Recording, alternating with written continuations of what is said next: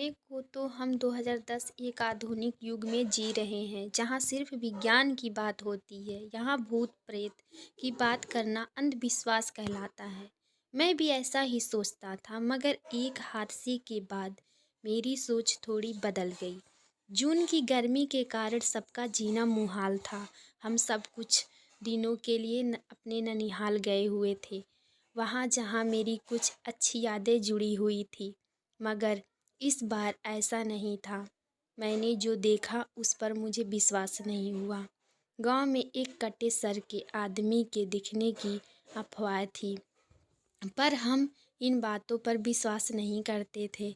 एक दिन दोपहर को मैं नहर के किनारे बैठा था। गर्मी में ठंडी हवा के झोंकों का अलग ही मज़ा था। मुझे हल्की हल्की नींद आने लगी थी। तभी कोई मेरे पास आकर बैठ गया और बातें करने लगा। मैं भी आधी नींद में सबसे बातें करने लगा।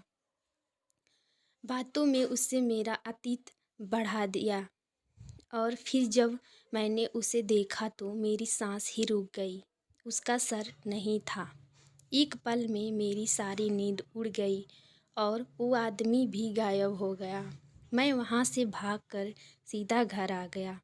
उस दिन मेरी तबीयत भी खराब हो गई। जो मैंने देखा शायद वो मेरा सपना भी हो सकता है, क्योंकि मैं आधी नींद में था। मगर जब भी वो घटना याद आती है, मेरी रूह कांप जाती है।